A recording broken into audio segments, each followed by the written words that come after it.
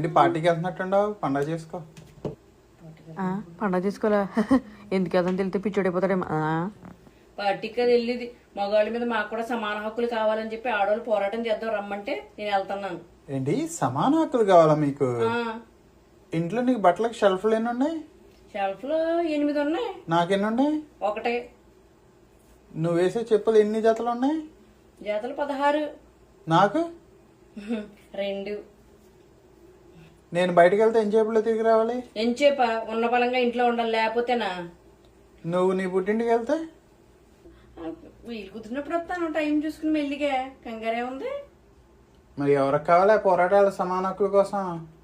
బాబోయ్ ఇప్పుడు కానీ పోరాటానికి వెళ్తే నాకు కూడా 2 జతలు చెప్పులే ఉంటాయేమో. సర్లే, నేను పోరాటం కదా ఏం వెళ్ళట్లేదు, ఇవాళ రెస్ట్ తీసుకుంటాను ఇంట్లోని.